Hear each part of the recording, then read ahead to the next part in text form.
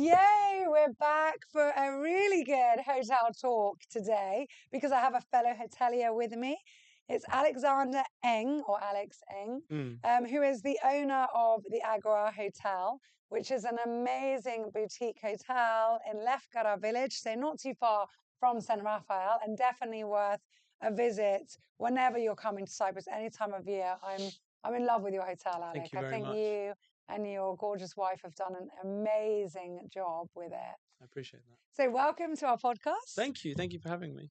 Let's start with you. Let's Yep. start at the beginning. Let's go back to the beginning. Where are you from? Where did you grow up? Tell us a bit about your life. Yeah, I think, my life very much paved the way for why I'm in hospitality, really. I'm originally Danish, half Norwegian.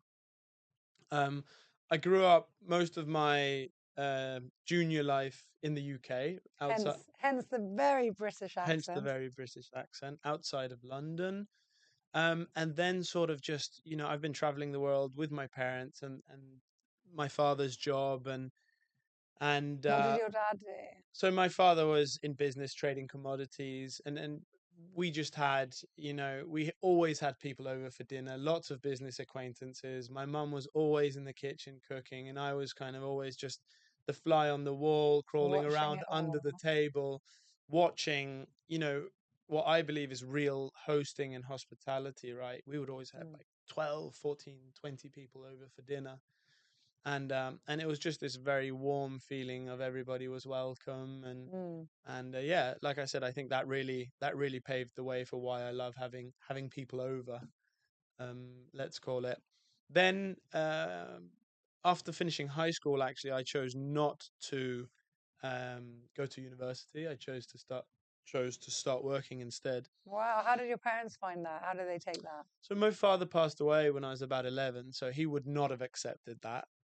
But I think my mum knew that school wasn't really my thing. I mean, no matter how hard she tried to get me to do homework and go to school on time, I think it was just a lost cause, really. An upward battle. Yeah, yeah, yeah. So I very randomly started working in this very new concept in Copenhagen called Joe and the Juice, Mm-hmm. and fell in love with it, was really good at what I was doing, became a manager there quite quickly. And I ended up actually investing in the company at a very early stage.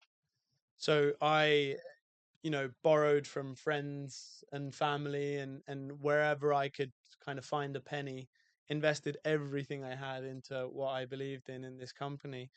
And then we grew it to about 250 stores all over the world. It's huge. It's still huge. Yeah, yeah. I came back from London. It's literally now on every corner in London, which is really cool to see. I then moved to New York to expand Joe and the Juice to America. And about a year after I moved there, we sold to an American private equity firm. And I ultimately sold my part of the company and So stopped. you didn't keep any shares? No, no, No, no. that It was was the an deal. amazing chapter. I met some amazing people, learned, I think my head grew to twice the size. And and then I was like, this chapter is It's now done. finished. Yeah, Wow. yeah. Do you ever feel nostalgic for it, or do you ever have a what if? Or No, no, I'm kind of like I said, I still have a lot of friends from Joe and the Juice, and I'm very content. I don't have this very personal tie to it. I think it was always the plan to invest and build it up and do my best and then kind of, yeah, let somebody exit. else take over. And I think also when you do sell a company like that, when you're very young and it's a startup, it's a very different dynamic to when you get bought out by like private equity and it becomes very, very professional, which it needed to. Mm. But maybe that's just not what I really thrive in and what I enjoy. I think I love the struggle kind of, and I Yeah, love the bootstrapping of things, and I know that's where my value lies as well. So I think it was the right time and not nostalgic at all. Just really that's happy for amazing. them. Yeah, Yeah. really inspirational. I love that because I think so many people get so caught up in, Mm. yeah, that And I was emotional attachment. very fortunate at a young age to be able to do that and become financially independent as well. And after I sold, I traveled the world. It was literally one of those where you would wake up in the morning and I'd be like, it's snowing in the Alps. Let's go to the Alps and go Yeah. skiing. And then 2 days after, let's go to Mexico. So I really got to enjoy a lot of different hotels as well. And I really started to kind of make my mind up on what I really liked about hotels and what kind of hotels maybe that didn't fit me so well. So that's You where, mean before investing in Agora? yes, Yeah. yeah, exactly. So were you thinking in that interim period where you were traveling around, like, yeah, I wouldn't mind doing hotels, N- or not? no, not at It was all. It subconsciously was like, very subconscious.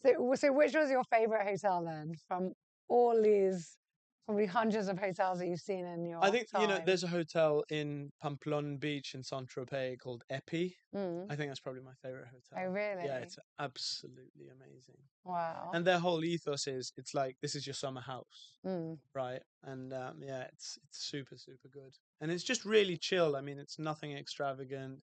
It's an amazing location, really well made.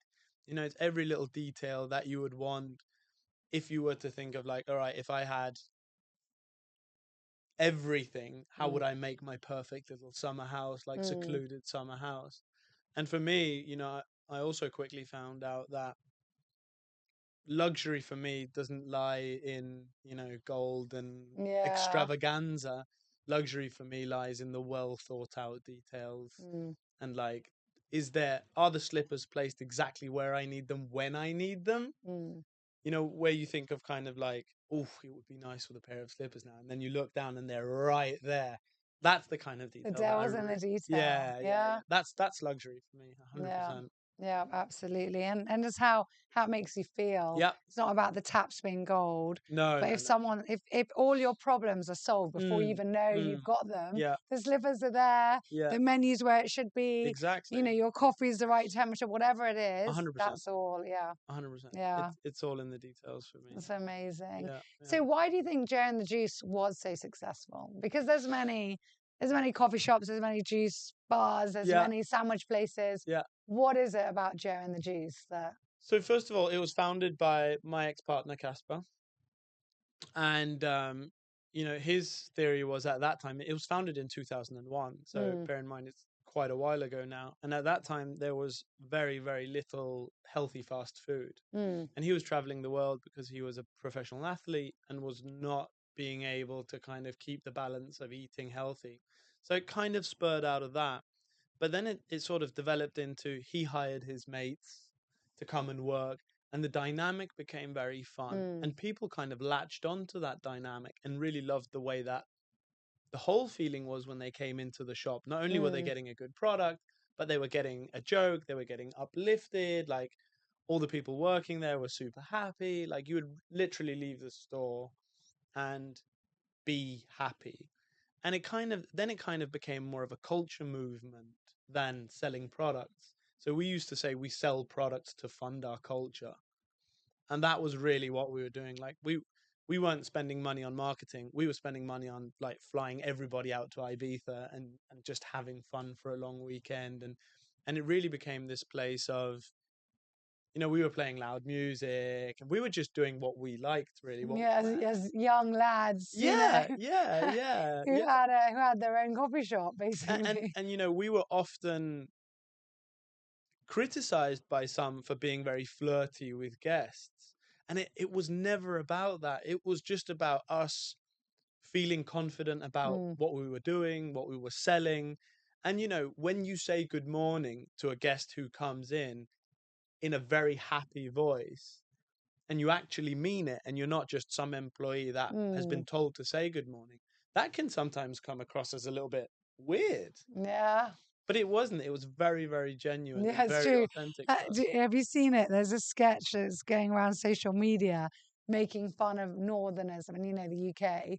So the Northerners are more friendly than the Southerners, or more openly, Yeah, some would say. yeah, yeah, And so all these Londoners in shock because someone from Manchester came and said, yeah. I saw "Good that. morning." Yeah, And yeah, I it's so saw that. true because I think we're so caught up in our everyday life Yeah, and that we pass through things, we don't say hello. And then suddenly if someone comes and goes, "Hello, how are you?" You're like, weirdo.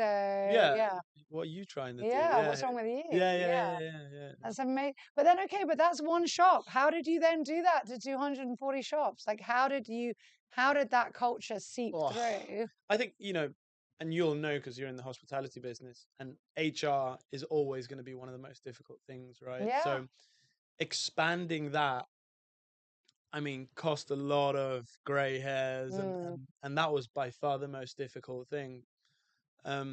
But again, through culture, we used to rent massive houses in New York and like fly in a team of 20 people from Denmark that had that culture. And mm, it was just about doing social events all the time and really getting people into the culture of Joe and the Juice. So yeah, yeah. I mean, one of my primary jobs was literally taking our staff out all the Partying. time. Yeah, lots of partying. I love it. I love it. That's what my dad always says. Like, find something you love to do and then find Yeah, someone to pay you to do it.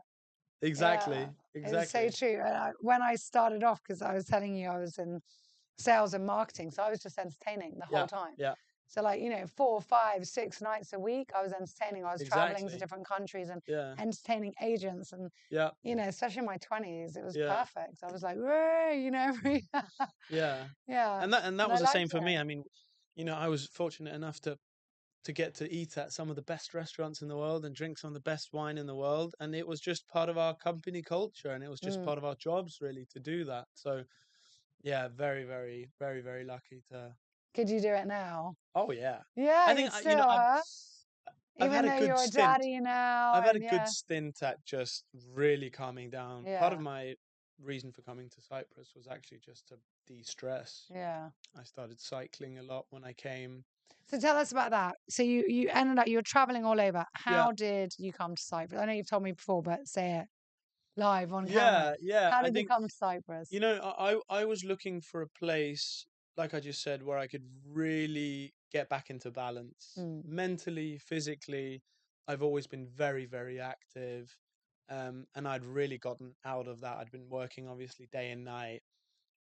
Eating a lot at good restaurants takes its toll as well. So um, I was researching lots of different places where I could get the most amount of sun possible. I wanted to be in Europe, and I wanted to be a place where I could do as much cycling as possible. So I'd gotten into cycling. I really love the exploration part of cycling, that you can go really far, you can cover some distance, and it's still fast enough to get mm. my adrenaline pumping, right? And I came across cycling, or I came across Cyprus on a cycling blog. I packed my backpack, just jumped on a plane, had no idea about Cyprus, barely knew where it was on the map.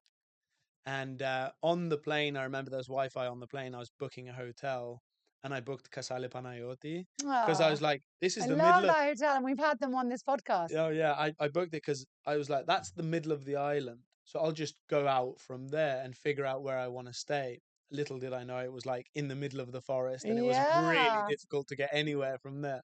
And But I to get stayed. there from, I mean, if you landed in Larnaca, it took Yeah, quite a while to get up there yeah. as So I well. Yeah. rented a motorcycle, and I think I did, yeah, 3,000 kilometers on my motorcycle within like the first 2 weeks, and I just Wow. covered the whole island. Found out I really wanted to stay in Pavos, so I actually stayed in Mintis for 3 years. Wow, for Yeah, three yeah, years. and there I didn't drink alcohol. I was just eating clean, and I was cycling. I think I did about 12, 14,000 kilometers a year on my bike just in Cyprus. And I Amazing. really got back into shape, best shape of my life. Felt amazing, kind of really got my mind back into a healthy state. And then I was like, okay, whenever something pops up that I really feel passionate about, that's when I'll start working again. Amazing. Mm. And so, okay, tell us more. Okay, so Yeah, you were there for 3 years yeah. and then I you got invited. decided to stay. But then what happened? Like, how did you go from Paphos area then to Mm. Lefkara? How did you decide to get into hotels? I What got happened? invited to a wedding in Lefkara, and again, I wasn't drinking, so I got up early in the mornings at 6 a.m. after the wedding, and I went for a bike ride. And when I got back from the bike ride, I stopped in the middle of the village and had a coffee And I was like looking at this old derelict building, which I sort of fell in love with. I also really loved Lefkara. I mean, it's such an It authentic is village, right? beautiful. It's got so Oh, much history. I mean, you can see the Venetians there, the Ottomans there. There's something really felt authentic to me. And I saw this old building, and I was like, wow, that would be a really good hotel. So I asked the chap who had the coffee shop, and he's like, yeah, it used to be a hotel, and now it's been derelict for like 15 years, and they're all in arbitration, so they're like all suing each other. And I was like, all right, don't say yeah. anymore. I don't want to deal with that at all. And it was actually about 6 months later, I was talking to a friend of mine. We were having lunch somewhere, and I said, we were talking about cycling tourism in Cyprus. And I was saying, it would be a great place. It's like that hotel up in Lefkara. And he says, randomly, I know the mayor in Lefkara. So let me give him a call. Let me ask what the situation is. And after about 15 minutes of Greek conversation that I couldn't understand anything of at that point, he said, you know what? They've actually just sorted out the whole court case. And about a week ago, it went, on the market. And I was like, pack up your things. We're going out there. Started negotiating, Wow. I think about 3 weeks after we signed the deal. That's amazing. It was all Yeah. meant to It be. was It so really. it was sort of meant to be, right? Yeah. And in between that, I spoke to Emily, who's my partner, who's actually a sports psychologist. She has nothing to do with design. Um, I asked her, should this be the thing that we do? Like, should we build a hotel and run a hotel? She's been working at some amazing places, Nim in Copenhagen, which is an amazing hotel as well, one of my favorites. So she has hospitality background, and she, is just as crazy as I am. So she was like up for it, and she ended up, designing the whole I mean, hotel. and what a design. It's just amazing. Yeah, No yeah, one would know that that wasn't done by, professionals. yeah, by a, Yeah, well, I mean, but saying that, what are professionals? You are, guys are professionals. You have more experience than most people. You've seen, you I know what you like. But okay, people always think professional, someone who's sat down and studied it for yeah, 5 years and yeah, had 20 years working mm, just in design. exactly. But the design is just fabulous. Yeah. It's designed like a home, right? Yeah. It's just like a living room, and And you kept so much authentic, like even the cupboards, yeah, with still with the heights and no with the what is it, the birthdays the in names and birth dates of the yeah, kids. of Yeah, the children, which is yeah, tell us a bit about all these traditions that you found. I think it probably did help, like coming with a fresh eye to Cyprus. mm, And so not growing up with things like, oh, well, that's just normal and it's junk. Like yeah, as a foreigner coming in, a new eye, new yeah, look, yeah, and saying, I find that interesting, other people will as well. yeah, yeah. So what did you keep that was I think I say that to a lot authentic? of people. A lot of people ask me like, why, how did you come here? Why did you do this here? And I was like, I think if you came to like my hometown in Yeah. Denmark, you would see things that I've never even thought about. Yeah. And I think I agree with you a lot that it takes a new set of eyes. And also just knowing what we like. Everything there is based on what Emily and I we like. It's Mm. basically our home. And then we just curated things that we liked and didn't think about what other people would want. We were like, if we believe that if we'll like it, other people will Mm. follow. We want to build a concept of things that build a hotel for ourselves, Yeah. And that basically. makes sense to you. Yeah. Yeah, that makes sense to us. And then that's what, that's the storytelling that we'll do. And Mm. hopefully there's enough people out there that will want that curated experience where they just come into our home. Well, I think so for sure. Oh, we were laughing so much. I was at an event here at our hotel, which I organised the other day, and I was drinking my smoothie out of your Agora bottle. Oh yeah. Ah! And then somebody just went, Farah, shouldn't you be using one of your St. Raphael?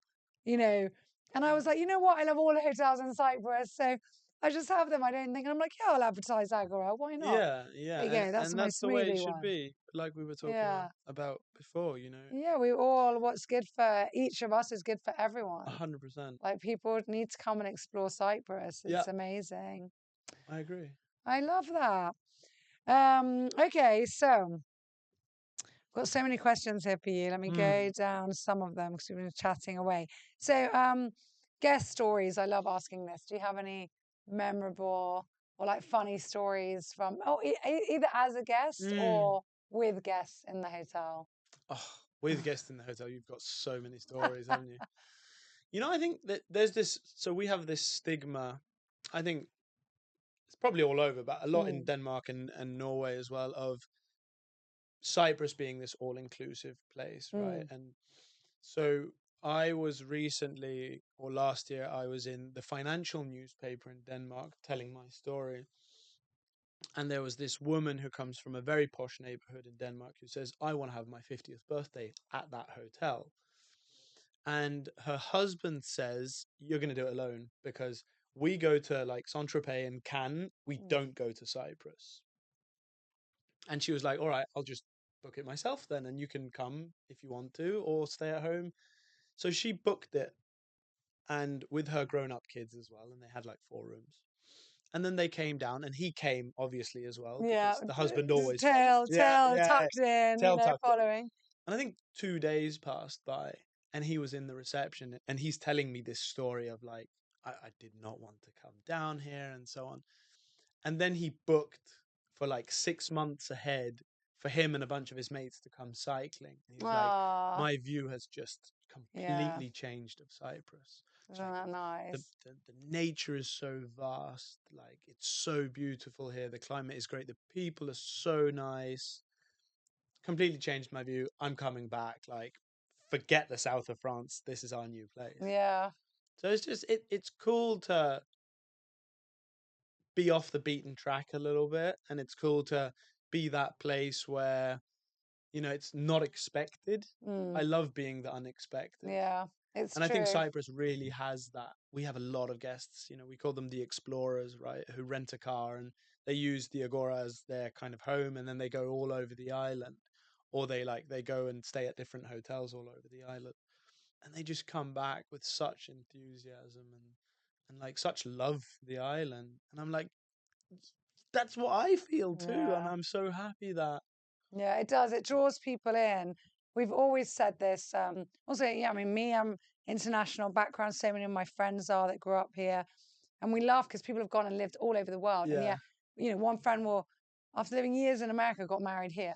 And his parents were just like, why? You lived in so many places, you've got all these opportunities. Why? And it just sucks you back It in. Like does. everyone, I was talking to another lady yesterday. She's not from here. They had a holiday home.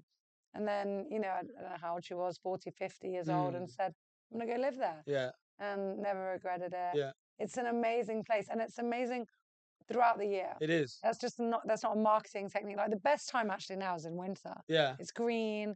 You can, okay, I don't cycle, but I go on hikes and Yeah. walks and you just explore everything. It's not too hot. So much to do. Yeah. It was snowing in Lefkara the other day. I heard it was snowing. Oh my goodness, it's been crazy. It got so cold. But okay, it's only like 5 days of the year that it's cold. Listen, for me, I think I love it. I love that there's a little bit of a change, especially for us. We're in 600 meters of altitude, so we have seasons. Yeah. And it's great. And our guests now are sitting by the fireplace.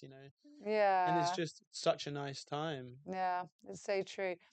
Cyprus back in the 70s, early 70s, before the invasion, like Famagusta really attracted, like it had massive names. I mean, Brigitte Bardot and I can't remember who else. There was so many famous people coming here, and it was the Saint-Tropez, south of France vibe. And then obviously after the invasion, that's when, everyone was a bit dubious. Tourism took a few years to kind of reboot. And when it did, everything had kind of come up very quickly, been built quickly. So we ended up with this mass tourism model. Yeah. And then, of course, being an island, it is what it is. People can't drive here. So we were very much reliant on tour operators putting on charter flights, filling those seats. And then the hotels, as far as tour operators are concerned, we're only the bait. They need to sell the seats to make their money. Because that was, of course, before vertical That's integration. such a different world for me. Like, I have no idea how that whole thing works. And when I heard that we sell 80% occupancy to a tour operator, I'm like, because how does that even work? So you're just a because shell the bigger models are like that. Yeah. And then of course there was linear respect, integration. The tour operators then got their own airlines instead of chartering. Then they started owning their own hotels. So there was this huge shift in dynamics in the 90s and early 2000s. all-inclusive became a thing. Yeah. And then it wasn't even nice all-inclusive. It was, go pour your own beer and Oh yeah, grab yeah, your own yeah. ice cream. Well, I guess it's all about efficiency then, right? Yeah, and just keeping numbers down, Yeah, staffing costs. yeah, But tourism has changed massively. Like people's demands have changed, and COVID has made it change yeah, again, once again. So I think we are seeing huge changes in the industry, and it yeah, is really, really interesting. I mean, we offer all inclusive at Saint Raphael, yeah. but it's basically you're just prepaying for a five-star hotel. It's not a, it's just everything you want. And if you want a budget, which, Right. we're parents, I get it. A hundred Like loads percent. of people are like, we don't want to go A hundred and percent. spend 2,000 on a room and then get extras No, no, because my no. kid wanted pasta and I think there's definitely donuts every day. a place for Yeah, that. they I can mean, budget. I Yeah. look at it. I mean, I went to Mauritius and stayed at the residence down there, an amazing hotel as well. And that was, it's all inclusive, but again, But all it's a inclusive has a different, bad name sometimes, but exactly. that was, it's really, really good Yeah. and also quite pricey. So it doesn't Mm. necessarily mean cheap. Yeah. It's just your meals are included Exactly. Yeah. in the You just, price. you prepaid for them. Yeah, yeah. Exactly. And the same thing with boutique hotels, before boutique hotels, maybe they were not as high a standard and Mm, it was a more like, kind of what people are doing now with maybe more Airbnb style. But yeah, now boutique hotels are maybe without official ratings, some of them, but they are five-star luxury, yeah. just smaller, I mean, more you have some of intimate. them, right, that are Oh, absolutely amazing. amazing. I was just looking at a place called Thyme down in the Cotswolds. And it took them like 20 years just to make the garden and they just My opened. goodness. And some of them are absolutely amazing. Yeah. And I think, you know, boutique has had a bit of a throw around the name, like Mm. because it's not a protected name. Yeah. A lot of people are putting boutique on different things, so it can mean a lot of different Yeah. things. But yeah, for us, for me, boutique just means, it's very, very curated. It's basically like a home. Mm. We say that the Agora is kind of the home of a well-traveled friend. Yeah. So, if you were to go to New York or whatever, and you would prefer to stay with a good friend of yours rather than stay at a hotel because you know that you're going to get a much more curated experience, right? Your friend knows that the deli on the corner over here is better than the deli on the corner over there, right? So you should go there and you'd kind of get guided.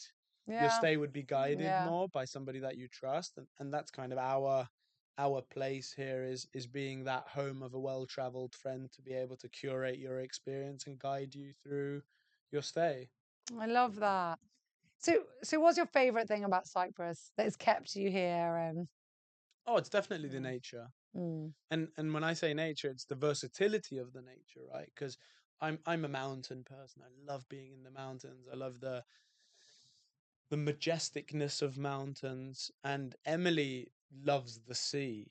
And I like to have I like the blue, like the crystal clear blue sea. I like more the ruggedness of like going to the Blue Lagoon and stuff like that. But to be able to have both is just, yeah, In a small proximity as in a well to relatively do. small Yeah. proximity. I can go cycling for hours and hours and hours and go on new roads and not meet any cars, which is also one of the most amazing things in the mountains.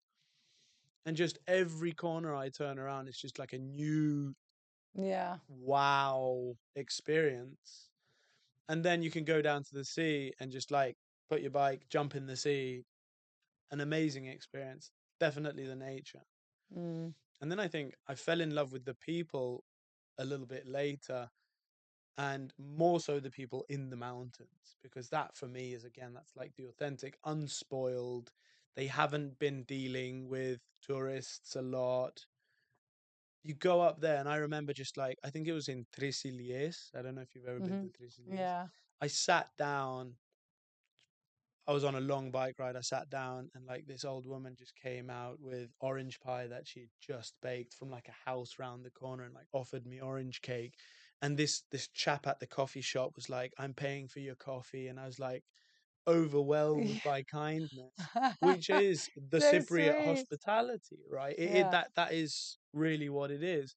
And a lot of the times when you're in cities or bigger towns, you don't experience that at all. Not at But all. You that barely is, get a hello. yeah, We're back to what's wrong with you saying hello. exactly. And I think that's what really, when I was really like, okay, the village life is for me. I really Yeah. like that. I really like the community aspect of it, looking out for each other, I love the hospitality that they have. That's something that I can really stand in for. Amazing. Oh my goodness, thank you for sharing all of this. Of course. So I ask everyone, and I have to ask you, what's your favorite quote? My favorite quote. Oh, It could be a mantra that you say every off day. the It top could of be my head, something, yeah, you've read. I was telling somebody the other day that I'm not much for quotes, but I do have this one quote. I think the grass is not greener on the other side. The grass is the greenest where you water it, is one of my Ah, favorite quotes. so true. And I think we live in a day and age where we're looking at Instagram and we're looking at, oh, it would be so nice to be over there or have a big yacht or fly private or, all of these things. And you're not really focusing on what actually makes a difference for me right now and here where I can build a better future or whatever. So water the grass you're standing on and Mm, not look at the neighbor's grass. I yeah, think it's which is often fake. Anyway, which is often fake anyway, it's or, not or even they're at real. least showing you a picture of really nice grass Yeah, and it's not there or it's yeah, photoshopped or whatever. So yeah, yeah, yeah. Very, very true. yeah, Absolutely. focus on yourself and And love yourself and know that you're enough. yeah, yeah, exactly. So, bonus question. Okay. This is the final one. Pull any piece of paper out. The team at San Rafael write these. They don't know who's going to pick them. They sometimes write who wrote it. This is by George Stilianu. Oh, okay. Our accountant. Oh, really? He's our financial controller. Not he's an accountant. But he's our financial controller. Okay. He's our money man. It says, what's a book, movie, or TV series that changed your perspective on life? Oh, Uh, changed my George, perspective that's on. quite deep for you It in is. numbers. I don't know if there's any one. I don't have the patience to read books, and I would love to be able to, but I simply cannot Can you unless. listen to them? No, because I think hearing for me is one of the senses that I really cherish, and I have really, really good hearing. Mm, And I feel that when I listen to things, even music, I don't listen to a lot of music like where I put it yeah. in my ears because it's kind of like walking around with. Yeah, yeah, I, because you want to I want to enjoy hear what's everything. actually there. It's a very Yeah, big part for me of like when I'm traveling or whatever. I need to hear everything. Every little yeah. sound is for me interesting or intriguing. So, but I love when I do read. I love reading biographies about sports people, Mm, and it's something that within sports you have to have so much discipline, and it's more discipline than we have to have in business or whatever, because it's like, first of all, you have to sacrifice your whole childhood or at least like youth, where all your mates are having fun, all your mates are going to parties, and you have to be the serious one that eats right, doesn't drink, does your training, sleeps well, goes to sleeps bed well. early, Exactly. And if you gets want to up become early. a champion, then that's just a sacrifice you have to make. And I think that the mentality behind becoming an elite sports person is so intriguing and so interesting to me, and can be kind of put into the business Mm, world, right? If you can get that yeah. mentality with whatever you do, if you run hotel with that mentality, it cannot be anything but a success because you've dedicated so much of yourself to that. It's so easy to break a diet. It's so Yeah. easy to go to bed late. And just how little, I think in sports we can learn so much. I mean, I'm not a sports person, but well, I'm active, but you know what I mean. Yeah, But like the biggest example it's used over and over again, I think the last 3 or 4 years, but is the British cycling team, like how just a small increments, tiny yeah, things all put together collectively yeah. made an Olympic team.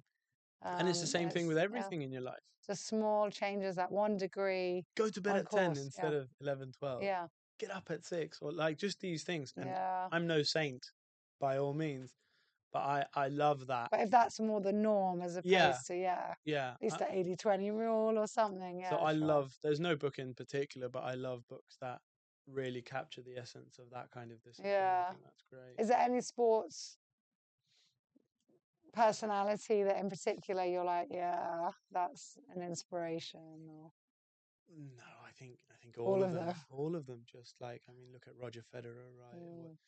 All of these guys are just machines, and if you're able to balance private life and family life and stuff, I mean, that's yeah, Yeah, you've got my hats off to respect. them. Yeah, Yeah. 100%, 100%. Yeah. Absolutely. Alex, thank you so much. This has been Thank fantastic. you. It's been Thank you. really, really interesting. I barely looked at the questions It's all right. that I'd written because, yeah, we just had such a nice chat. Yep. So Yeah. really appreciate it. Wish you every success, you and Oh, thank you Emily so much. and Hopefully your we'll be opening family. more hotels as well. Yeah, So. and we're waiting for you to come to San Rafael as Yeah. well. Ah, you're opening more hotels? It's in the pipeline, yeah. In Cyprus or abroad? In Cyprus. Oh, Cyprus is our home, yeah. exciting. Okay, so you heard it here first. Yeah, exactly. Love it. Yeah. Thank you so much and all the best. I appreciate it. Thank you. Thank you for listening, and don't forget to hit that subscribe button because it helps us more than you may realize. If you are planning on coming to visit us at St. Raphael Resort and Marina, feel free to email our reservations team quoting Hotel Talk and receive an exclusive offer just for you. We look forward to seeing you soon, hearing your feedback about our show, and producing many, many more interesting episodes just for you, our listener, and our valued guest in mind. Thank you so much, and take care.